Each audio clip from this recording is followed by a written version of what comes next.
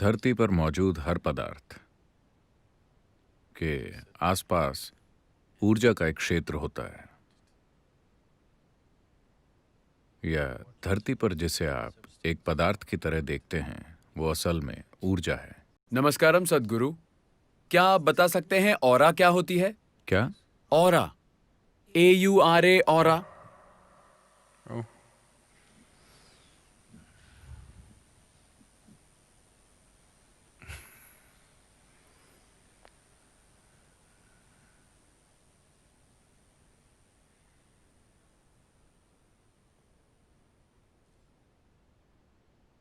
धरती पर मौजूद हर पदार्थ के आसपास ऊर्जा का एक क्षेत्र होता है।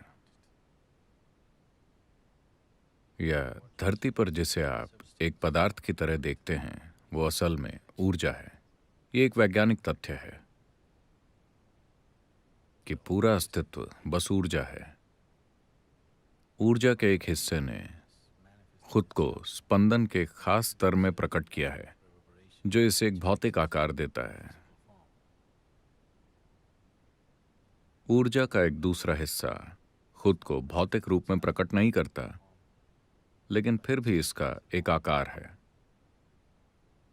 तो वो आकार जो अभी तक भौतिक नहीं है या फिर भौतिक बनने से इनकार करता है लेकिन फिर भी एक आकार कायम रखता है, वो ऑरा है, या उसे ऑरा कहा जाता है। Auras are of many kinds. Aura कई तरह की होती हैं। एक व्यक्ति की ऑरा बिल्कुल काले से लेकर एकदम सफेद तक हो सकती है। इन दोनों के बीच लाखों शेड्स होते हैं। मूल रूप से आप अभी जो हैं उसकी भौतिक, मानसिक, भावनात्मक और ऊर्जा स्थिति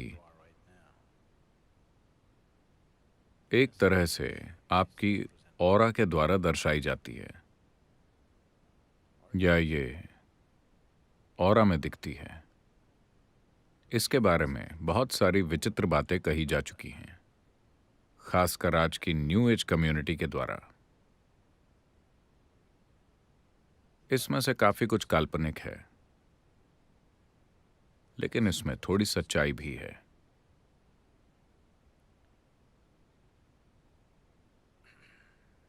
मुझे नहीं लगता कि आपको इन चीजों की चिंता करनी चाहिए। लोगों की ऑरा देखने की कोशिश मत कीजिए।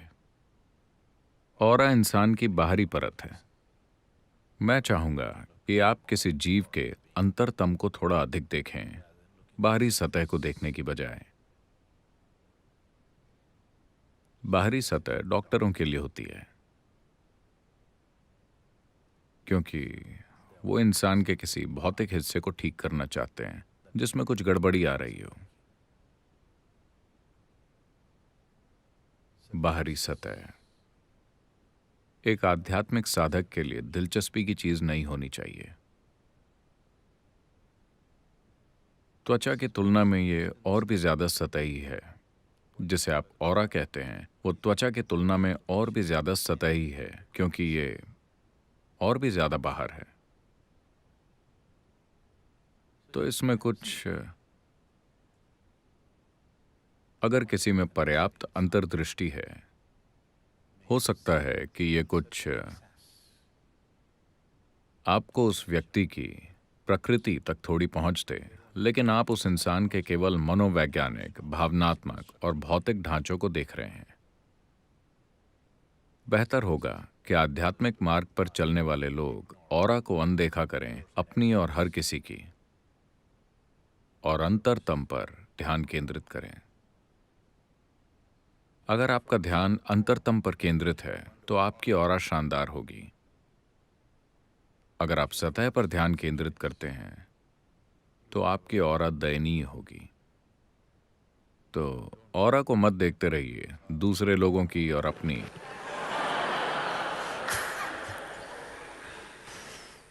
समय आ गया है कि आप इसके और उसके अंतरतम को देखें। अगर आप इसके अंतरतम को देखते हैं तो स्वाभाविक रूप से आप हर चीज के अंतरतम को देखेंगे, क्योंकि अंतरतम में ये और वो नहीं होता। अंतरतम में सिर्फ ये होता है, सतह पर ये और वो होता है। तो